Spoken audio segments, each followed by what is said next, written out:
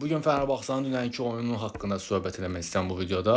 Fenerbahçe'nin dünənki oyunu çox bərbad idi. 3 gol yedi, 3-ü də müdafiənin səhvi. Qapısı yoxdur yəni. Edersonun məncə Qalatasaraya almamağı böyük ağıllı iş görüb. Yəni çox məncə bərbad, yəni 3 oyuna çıxıb 3-ündə də yəni böyük səhvlər, yəni qapısı olmasa daha yaxşıdır. Yəni ayaqları yaxşıdır.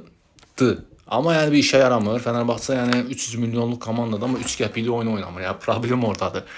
Todesco'nun yani ilk golda mən fikirləşdim ki, yani deyəsən Todesco'nun yeme operasyonu. Çünki Todesco biraz həddini aşan hərəkətlər edir. Yəni oyunun kənarında oyuncuların üstünə biraz səsini qaldırır falan filan. Yəni sən Skriniar'a Fenerbahçe'nin ulduzu bu dəqiqə Skriniar'dır.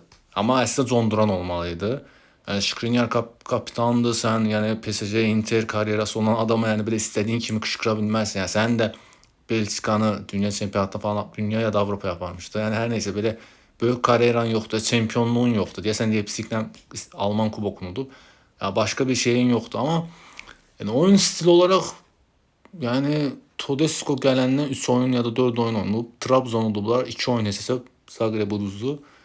Yəni bir taktik yoxdur, bir şey yoxdur. Yəni oyuncular bərbaddır. Yəni bu qədər pul, inanılmaz pul. Yəni təzə başkan prezident gətiriblər, Saadettin Saran. O da yəni nə edəcək mənə çox maraqlıdır. Çünki heç nə eləyə bilməyəcək. Çünki yəni baş məşqçini göndərdin dedi. Kimi gətirsən gətir, bu oyuncu qrupu çox təhlükəlidir məncə. Kim gəlirsə gəlsin yeyə biləcək yəni. Asensio, Ederson falan Devin Özye'yə zəng vurub dedilər ki, bizim maaşlar nə olacaq, pulu kim verəcək? Ali Koç yəni Türkiyənin varlı adamıdır.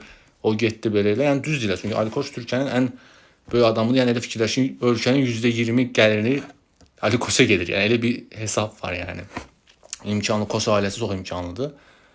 Yəni Saadettin Saran məncə yaxşı idarəsi olacaq. Yəni idarə etməni bilir. Yəni sıfırdan gəlmiş bir adamdır. Hekayəsi falan var. YouTube'dan baxa bilərsiniz. Yəni doğrudan da yaxşı prezident ola biləcək. Amma Fenerbahçe bu oyunu çox bərbaddır. Məncə ilk başda Todesco getməlidir. Yəni məncə ilk yəni Türk gəlməli idi. Yəni Türk bir adam. O da kimdir? Yəni Emre Belezoğlu gəlsə daha yaxşı olardı. Amma məncə Emre Belezoğlu, Volkan Demirelli falan filan bunlar amma gedib şey gətirmək istəyirlər. Söhbəti çox gedir. Aykut Kocaman. Məncə Aykut Kocaman onsuz da olub. İşi bitib yəni Aykut'un. Yəni Aykut'u bir də niyə gətirsən ki? Onun yerinə də yeni nəsil gətirir ki, məsələn mən Emre Belezoğlu'nun çox yaxşı bir şey eləyə biləcəyini düşünürəm. Yəni bir şanssızlığı olmuşdu. Bir dəfə şans verilmişdi. O da yəni Erol Bulut'dan sonra olmuşdu. O da çox belə şey olmamışdı. Amma dediyim kimi yəni Fenerbahçe nə liqada bu oyunla, nə Avropa liqasında heç bir yerdə heç nə eləyə bilməz. Məncə Zagreb'i uduzan gedib digər klublardan da yəni uduza gedər yəni. Mənim maraqlıdır Ferencvaroş oyunu necə olacaq. Çünki çox atıb tuturlar türklər yox. Qarabağ belə elə. Qarabağ amma Benfica-na dağıdır, digər klublarda dağıdır. Məncə Ferencvaroş da Kadıköydə 3-4 dənə vursa Fənərə, onda yəni məncə söhbət barədə olar. Amma böyük ehtimalle məncə Ferencvaroş udar. Çünki Fənərin bu oyunu yoxdur. Fənər biabırsılıqdır.